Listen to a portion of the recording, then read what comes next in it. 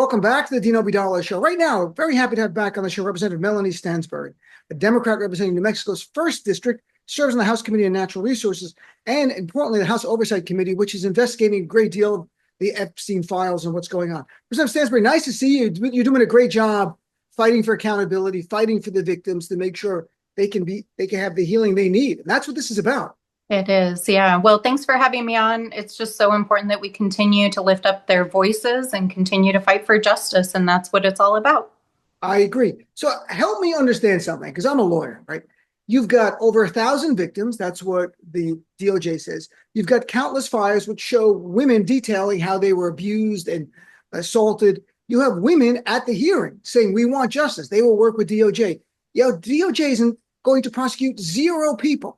I don't understand that as a lawyer, because you have the victims, you have the identity of the people who have attacked them, and they're willing to cooperate with the prosecutors. But prosecutors are like, no, we don't want to do any prosecution. It doesn't make sense. It's intellectually, my brain doesn't make sense here. Can you help us understand this?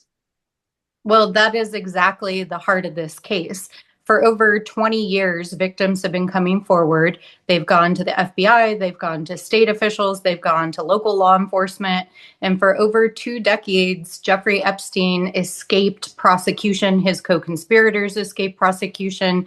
And now we see a Trump administration that is shielding additional co-conspirators and perpetrators from accountability by actively hiding files, by refusing to follow up and to investigate and indict individuals, and by actively defying the law to protect potentially Trump himself and his friends. And so what we see is that for 2 decades, the rich and powerful moved amongst themselves. They exploited women. They engaged in illegal money laundering. They engaged in other crimes.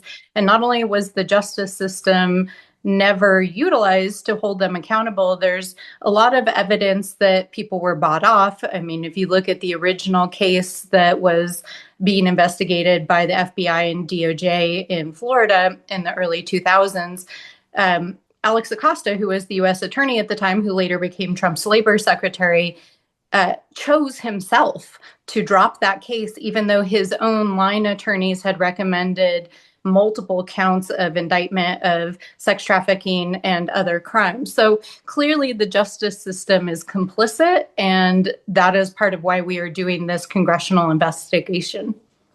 I mean, is there a cover-up going on? I mean, would you go that far in that the refusal to prosecute anyone involved? Because the statute of limitations has not run in all of these cases. There could be prosecution on the federal level. There is absolutely a cover up. I say it every single day, and it's very obvious. I mean, so for example, in the early 2000s, like I said, there were over 40 minors that came forward and gave sworn statements. Originally the Palm Beach sheriffs were investigating this case. They recommended bringing state charges. Then suddenly the state wasn't willing to prosecute the case. We see this pattern over and over again. And we know that Jeffrey Epstein and Ghislaine Maxwell and their associates were potentially buying people off, threatening people. The victims themselves have said that their lives were threatened. And then, of course, it was taken over, like I said, by the feds, who drew up an extensive indictment. In fact, we know that while Jeffrey Epstein was in the Virgin Islands, the FBI actually had a warrant for his arrest drawn up, and it was never executed because U.S. Attorney Acosta stepped in and said, you know what, we're not going to do that.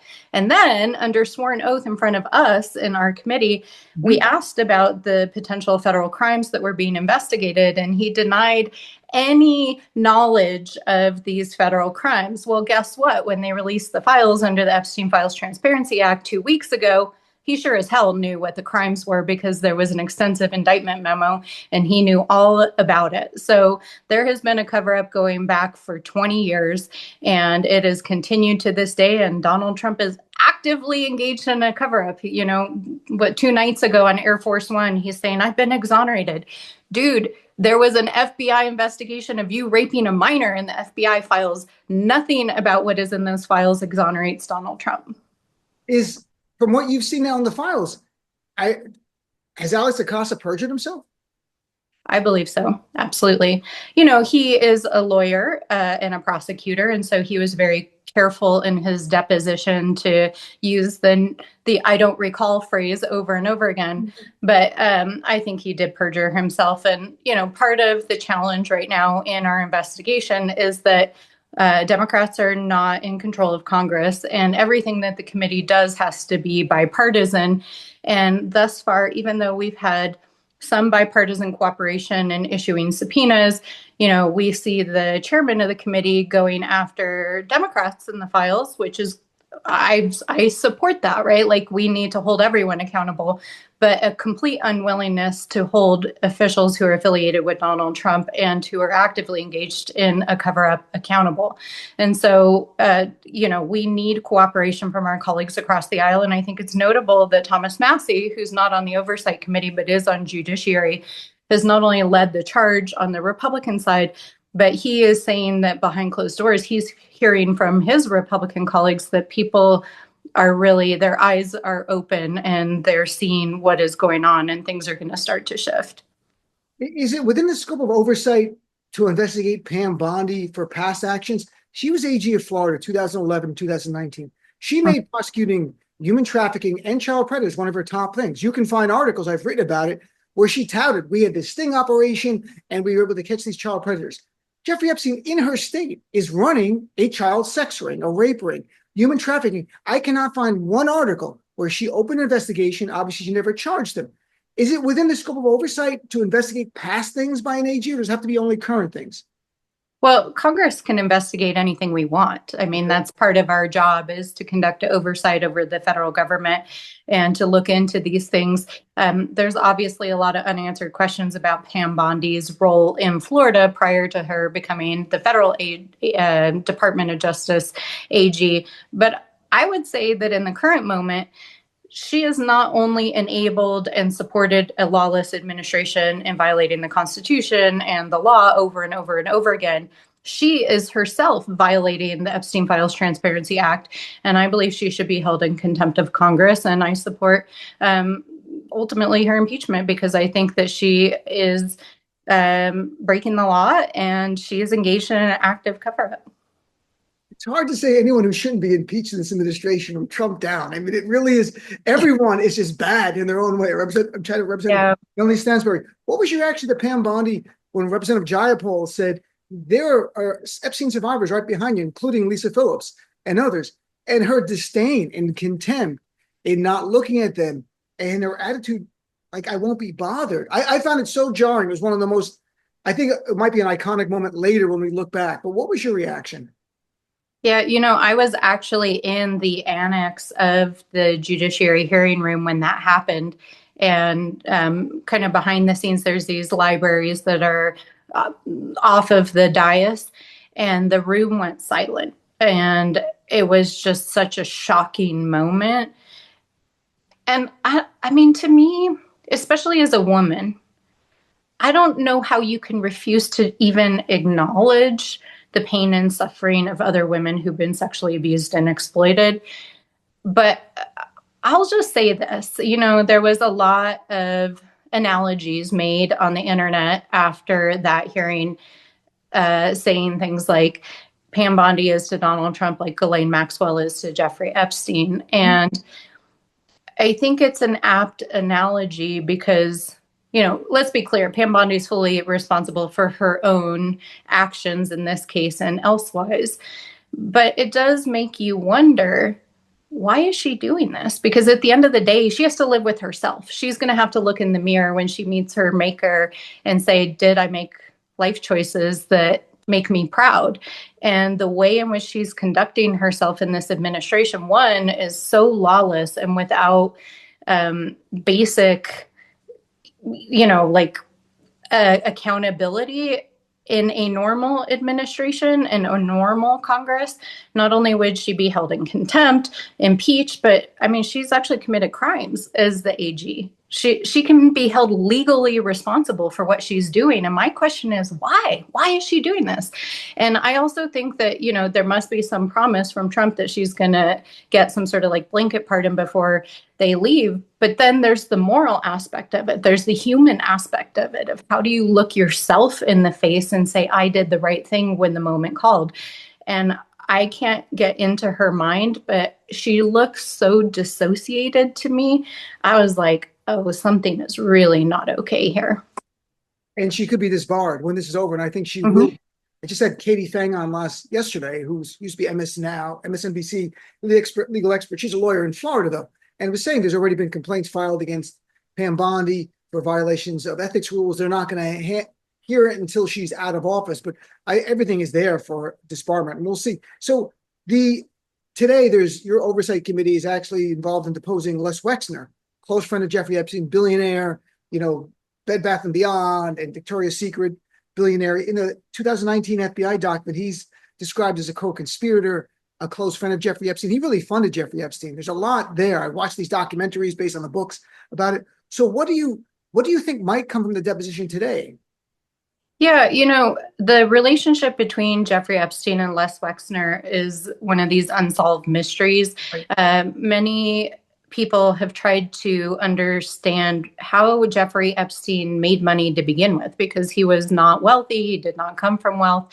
And it's very clear that his catastrophic wealth that grew into him becoming a billionaire and being able to move in those circles came from whatever deals he was engaged in with Les Wexner, whether that was money management and investing.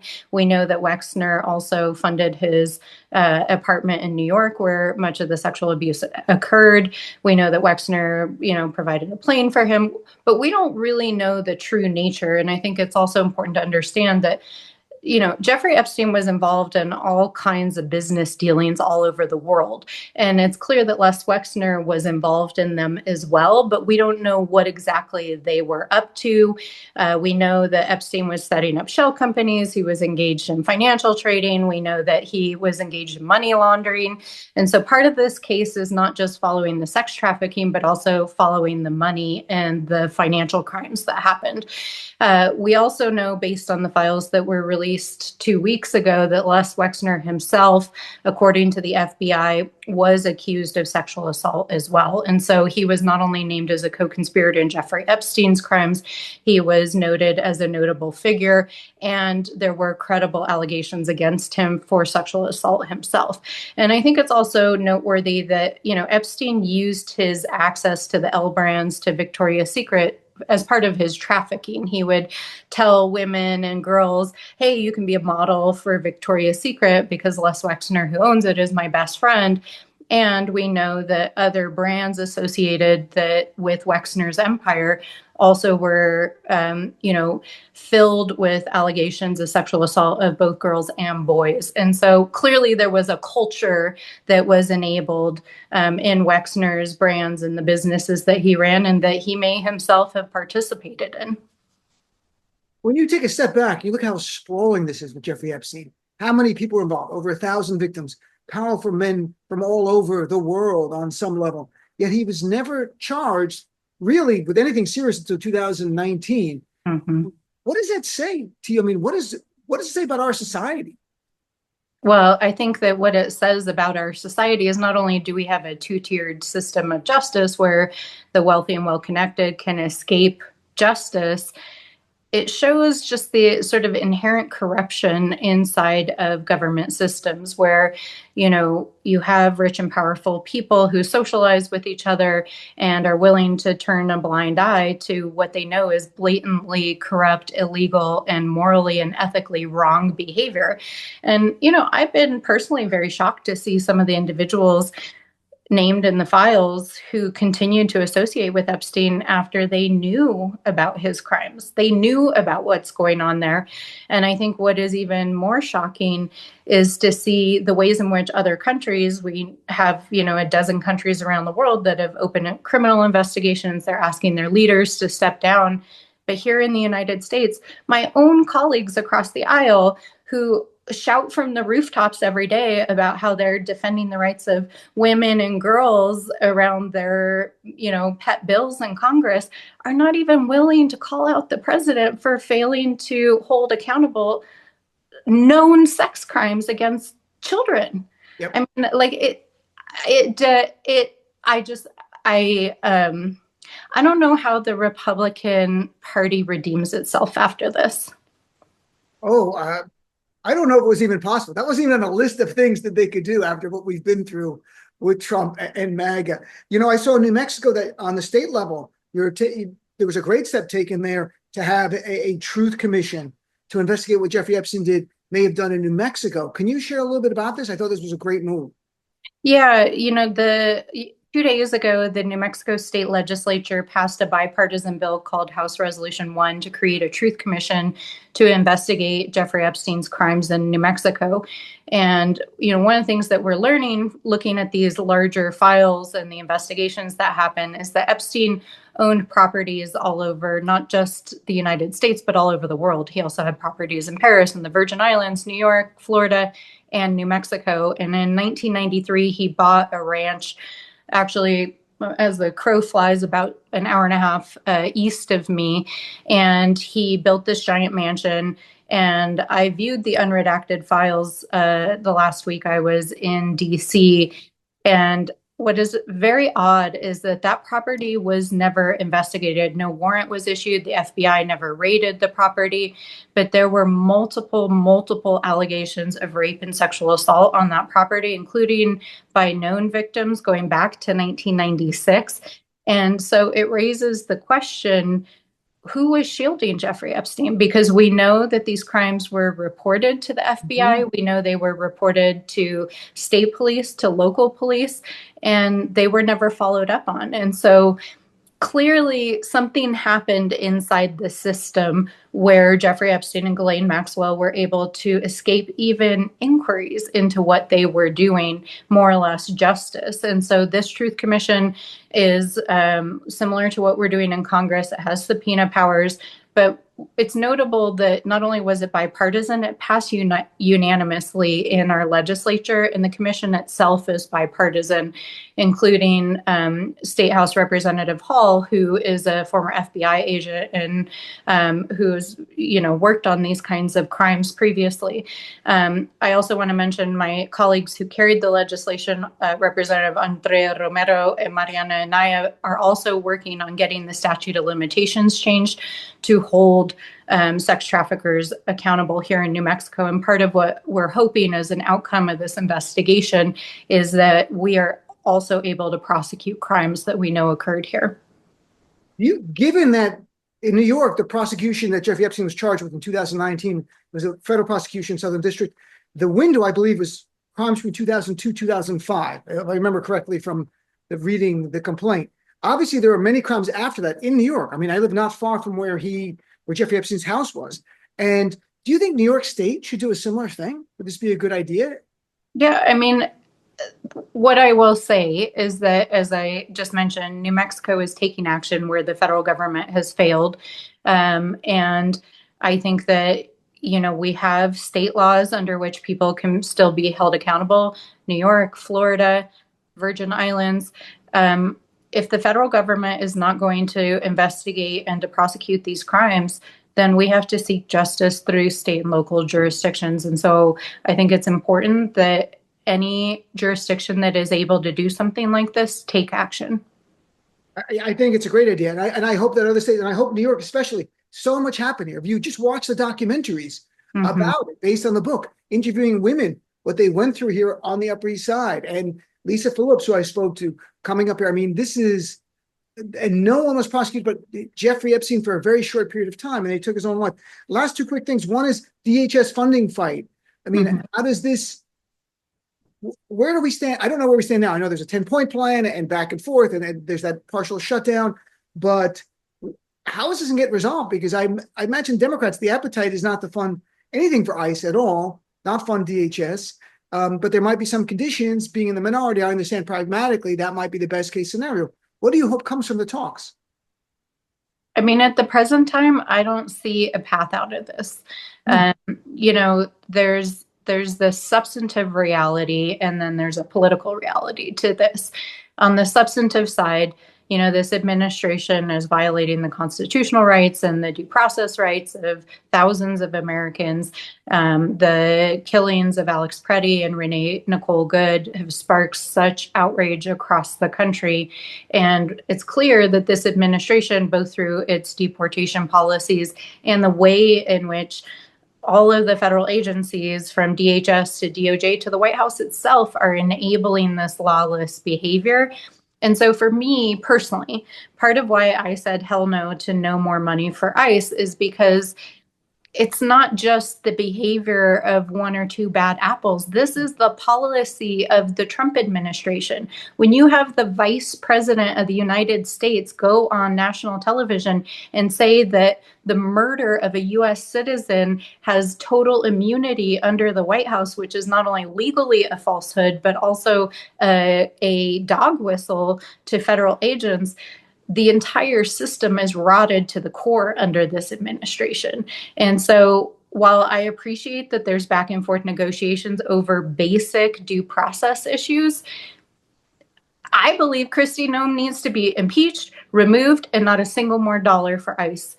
And so I think you have people like me who feel like that. I think you have millions of Americans who feel like that. And so how does tinkering around the edges and having an argument with a speaker who does not believe that federal agents have to get a constitutional judicial warrant to enter private property, how do you reconcile that? I don't see the reconciliation. So that's, for me, the substantive piece of it. But the political piece is that I sit in the House, and the Senate, of course, is a different beast. And I don't know if my Senate colleagues will get to a point where they feel like they can, move forward with a budget. But as far as I'm concerned, I say keep it shut down. And you make such a great point. It's not just Minneapolis ICE. It's everywhere. I have covered it on my show. It's in Massachusetts. It's in Maryland. It's in New Jersey. They've been terrorizing people. California, Portland. This is their policy. This is their, and there's never criticism from the top. The last thing is something I just want to touch on because, Randy Fine, I've known who he is for years. He was a state legislator. He was one of the most anti-Muslim bigots in the world, but I thought he just relegated to Florida. Now he's in the House and spewing vile hate, calling for Muslims in this country all to be deported, which is 1/3 of our community are Black. So it's him calling for Black Muslims and white Muslims. And now recently saying the choice between dogs and Muslims, he'll take dogs. But he's called for also the slaughter of all Palestinians, Christians, and Muslims numerous times. He's called for the deportation of all Palestinians, Christians, and Muslims. And this guy's in the House, and I don't see any concern by the Republican leadership that maybe this is not what they want to be associated with. Right. So yeah. Let's say. Well, one thing I will say is that I spend many, many hours of my life as a member of Congress listening to the most vile hate speech on a day-to-day basis, not only spoken on the floor of the House of Representatives, but in committees. And I think the vast majority of Americans would be shocked to know that people say and do things inside that institution daily that are so far beyond acceptable and are dangerous. And there's not accountability within the Republican Party. But listen, Donald Trump's MAGA coalition is built on a foundation of supporting fringe groups and individuals with extremist ideologies. And so it is not surprising to me, but I think that the Speaker of the House, who is, not only the leader of his own party, but also the elected leader of our institution, needs to take action to stop hate speech within Congress. And there are tools to sanction members of Congress who engage in dangerous rhetoric. But the problem is you have Donald Trump himself engaging in hate speech. He is actively going after members of the Muslim community. He is actively going after Congresswoman Ilhan Omar. He is actively going after the Somali community. He is the chief enabler of this behavior. But personally, I think that individuals like Randy Fine who engage in hate speech that is dangerous and disgusting and vile should be held accountable by the institution, because those are our peers and we need to hold them accountable. I agree. Well, I want to thank you very much, Representative, for taking some time. It's been a little while, but I'm glad to have you on. You're doing a great job, fighting this good fight and trying to hold the people who abuse the women over years accountable. I mean, it's all part of healing. When I talk to the survivors, that's my takeaway. So thanks, Rep. Have a great day, my friend. Nice Thank you. You too. And also happy Ramadan too. And thank you very much. Friends. So I appreciate it. All right.